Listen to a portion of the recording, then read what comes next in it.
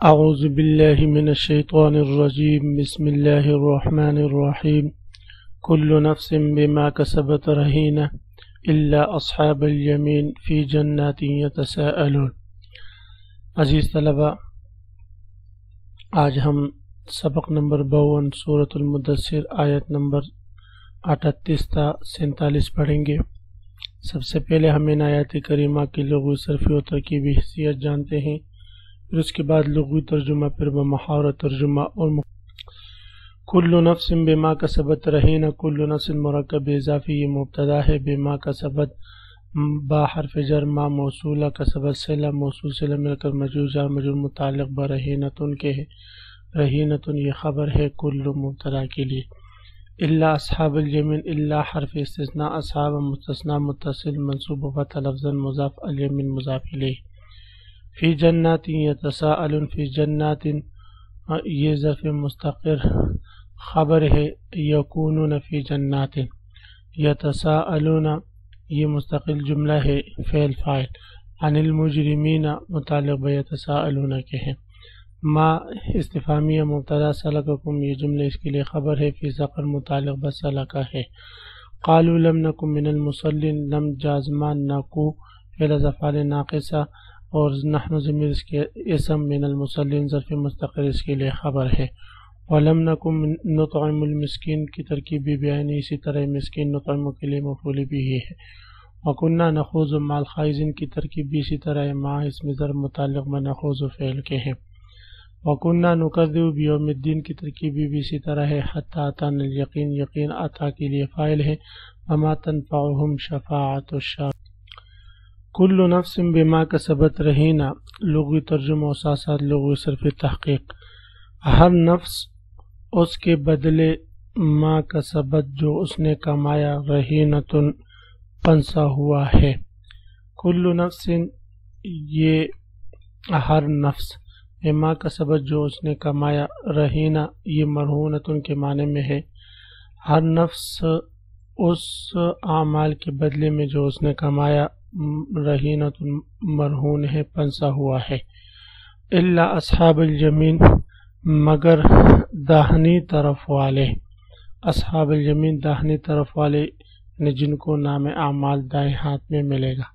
فی جنات یکونون، فی جنات وہ جنات میں ہوں گے، یتساءلون عن المجرمین وہ پوچھ رہے ہوں گے مجرموں کے بارے میں، گناہگاروں۔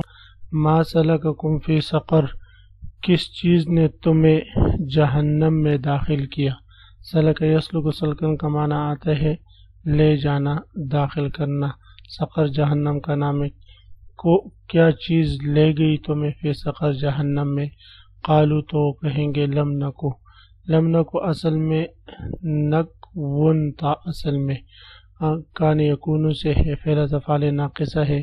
یہ خلاف قیاس جو ہے اس کا جو نون اصلی ہے اس کو حذف کر دیتے ہیں، لم نکن سے لم نکو پڑھتے ہیں، جیسے لم اکو باغیہ قرآن میں بھی اس قسم کے صیغے استعمال ہوئے، جیسے لم اکو باغیہ یہ سورۃ مریم میں بھی اس طرح استعمال ہوا ہے، اور قال لم اقل سورۃ الکہف میں بھی اس طرح استعمال ہوا ہے۔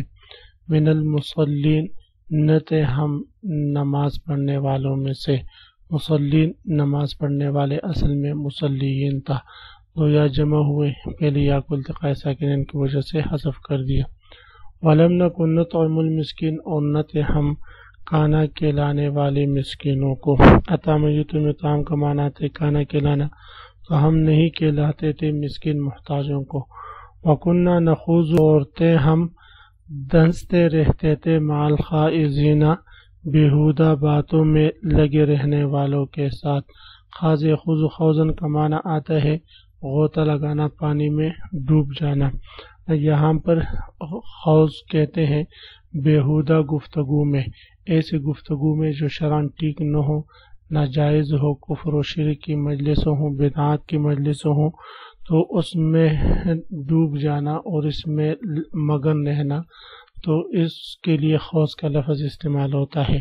تو یہ گناہگار کہیں گے وَكُنَّا نَخُوضُ اور ہم تھے کہ بیہودہ باتوں میں دھنستے رہتے تھے، مع الخائزین بیہودہ باتوں میں لگے رہنے والوں کے ساتھ، خائزین بیہودہ باتیں کرنے والے۔ وَكُنَّا نُكَذِّبُ اور ہم جھٹلاتے تھے، بیوم الدین روز جزا اور سزا کو، حتی اتانا الیقین یہاں تک کہ آئی ہمارے پاس موت، یقین بمانا موت کے ہے۔ کل نفس بما کسبت رہینہ، آیت کریمہ میں اللہ رب العزت قیامت کے احوال ذکر فرما رہے ہیں کہ قیامت کے دن ہر نفس، ہر جی وہ اپنے کیے ہوئے اعمال کے بدلے میں مرہون ہوگا، پھنسا ہوا ہوگا۔ رہینتن یہ مرہونتن کے معنی میں ہے، اس کا مطلب یہ ہے کہ وہ محبوس ہوگا، مقید ہوگا۔ جس طرح کوئی شخص قرض کے بدلے میں کوئی چیز رہن رکھ دے تو وہ چیز قرض خواہ کے قبضے میں محبوس رہتی ہے اور وہ اس کو اپنے تصرف میں لگے رکھتا ہے، مالک اس میں کسی قسم کا تصرف نہیں کر سکتا، نہ کوئی فائدہ اس سے اٹھا سکتا ہے۔ اسی طرح قیامت کے روز ہر ایک نفس اپنے گناہوں کے بدلے میں محبوس اور مقید رہے گا، الا اصحاب الیمین مگر اصحاب الیمین اس حبس اور اس قید سے مستثنا ہوگے۔ یہاں حبس سے مراد جہنم میں محبوس ہونا بھی ہو سکتا ہے، اور یہاں حبس سے مراد وہ وقت بھی ہو سکتا ہے کہ جب جہنم سے پہلے میدان محشر میں لوگوں کو جو ہے حساب و کتاب کے لیے محبوس کیا جائے گا۔ تو اگر میدان محشر میں حساب و کتاب کے لیے محبوس کرنا مراد ہو تو اصحاب الیمین سے پھر کون لوگ مراد ہوگے؟ جن کا حساب و کتاب نہیں ہوگا، جن کو حساب و کتاب کے لیے قید نہیں کیا جائے گا، جن کو مستثنا کیا گیا ہے۔ تو اس کے بارے میں پھر ایک قول تو یہ ہے کہ یہ چھوٹے بچے ہوں گے، جیسے کہ حضرت علی رضی اللہ تعالی عنہ سے بھی یہی بات مروی ہے کہ جو نابالغ بچے ہیں ان کے حساب و کتاب نہیں ہوگا۔ اور بعض رات فرماتے ہیں کہ اس سے مراد وہ لوگ ہوں گے جو نیک ہو، جن کو بغیر حساب و کتاب کے جنت میں داخل کیا جائے گا۔ لیکن بہرحال دوسری تفسیر جس کا حاصل یہی ہے کہ اس سے مراد رہینت، ان سے مراد وہ لوگ ہیں جن کو جہنم میں محبوس کیا جائے گا ان کے اعمال بد کی وجہ سے، اور جہنم سے رہا اصحاب الیمین ہوں گے، یعنی مطلقاً جو جن کو اعمال نامہ دائیں ہاتھ میں ملے گا، جو نیک اعمال کرنے والے ہوں گے۔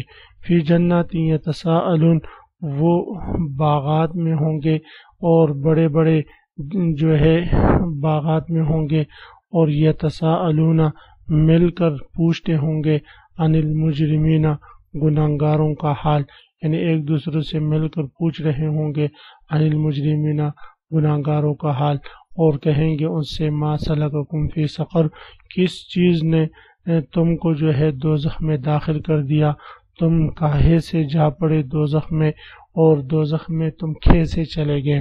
قالوا لم نکن من المصلین تو وہ اپنے گناہوں کا اقرار کر کے کہیں گے، بولیں گے ہم نہ تھے نماز پڑھنے والے، یعنی ہم نماز پڑھنے والے نہ تھے، یعنی مراد اس سے تمام بدنی عبادتیں ہیں۔ نہ ہم نماز پڑھنے کا اہتمام کرتے تھے، نہ ہم روزہ رکھنے کا اہتمام کرتے تھے، نہ ہم حج ادا کرنے کا اہتمام کرتے تھے۔ لم نکن من المصلین ہم بدنی عبادتوں سے غافل تھے، ولم نکن نطعم المسکین اور نہ تھے ہم مسکینوں کو کھانا کھلانے والے، محتاجوں کو کی ضرورت پورا کرنے والے بھی نہ تھے۔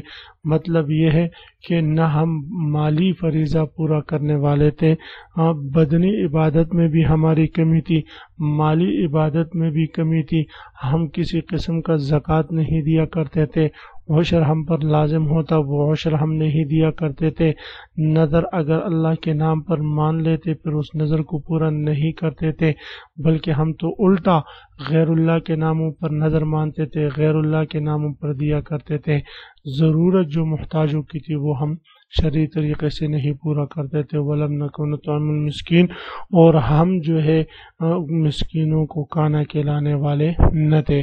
وَكُنَّا نَخُوضُ مَعَ الْخَائِضِينَ اور ہم بیہودہ باتوں میں اور ہم تھے کہ باتوں میں دھنسنے والوں کے ساتھ، یعنی باتوں میں دھنستے رہتے تھے، لگتے رہتے تھے مال خائزینہ، دھنسنے والوں کے ساتھ، باتوں میں مگن رہنے والوں کے ساتھ۔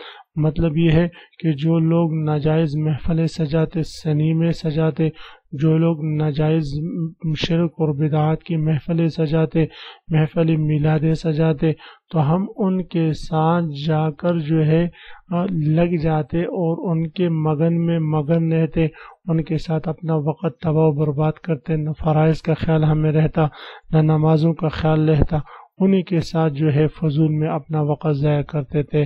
وَكُنَّا نُكَذِّبُ بِيَوْمِ الدِّينِ، اور حال ہمارا یہ تھا کہ ہم قیامت والے دن کو جھٹلایا کرتے تھے۔ ہم یہ عقیدہ ہی نہیں رکھتے تھے کہ بدلے کا دن آئے گا، جزا و سزا کا دن آئے گا، وہاں ہمارے اعمال کی پوچھ گچھ ہم سے ہوگی۔ اس بات کو ہم خاطر میں بھی نہیں لایا کرتے تھے۔ حتی اتانا الیقین، یہاں تک کہ ہمارے پاس یقین آ گئی، مراد موت ہے، یہاں تک کہ موت آ گئی، حقیقت آ گئی، ہماری آنکھیں کھل گئی، اب ہم نے موت دیکھ لیا، حقیقت کھل گئی، عقیدہ آخرت بھی ہم پر اشکارا ہوا، باقی اعمال بھی ہمارے سامنے آئے، نیک اعمال جو ہم نے نہ کیے وہ بھی ہمارے سامنے آئے۔ اب ہم پچھتا رہے ہیں اور ہاتھ مل رہے ہیں، لیکن یہاں پچھتانے سے، ہاتھ ملنے سے کچھ بھی نہیں ہوگا۔ اس لیے اللہ رب العزت ارشاد فرماتے ہیں ارأیت الذی یکذب بالدین، کہ آپ نے دیکھا اس شخص کو جو روز جزا و سزا کے دن کو جھٹلاتا ہے، فذلک الذی یدعو الیتیم، یہ آخرت کے دن کو جھٹلانے والا وہی ہو سکتا ہے جو یتیم کے کھانے کا خیال نہیں کرتا، یتیم کی دیکھ بھال کو چھوڑ دیتا ہے۔ معلوم ہوا کہ عقیدہ آخرت اور مرنے کا عقیدہ اور مرنے کے بعد زندہ ہونے کا عقیدہ ہی ایک ایسا عقیدہ ہے، اگر کوئی شخص یہ رکھے تو پھر غریبوں کا خیال بھی رکھے، پھر نمازوں کا پڑھنے والے بھی بن جائے، پھر ہر قسم کے عبادت بدنی اور مالیہ کا پابند وہ بن جائے۔ تو اس لیے فرمایا کُنَّا نُكَذِّبُ بِيَوْمِ الدِّينِ، اور ہم قیامت والے دن کو جھٹلاتے تھے، حتی اتانا الیقین، یہاں تک کہ ہمارے پاس موت آ گئی۔ عزیز طلبہ، اسی کے ساتھ آج کے سبق اختتام ہوا۔ آپ حضرات اس کو خوب غور سے سنیں سمجھیں۔ اللہ ہم سب کا حامی و ناصر ہو، آمین۔ وآخر دعوانا ان الحمد للہ رب العالمین۔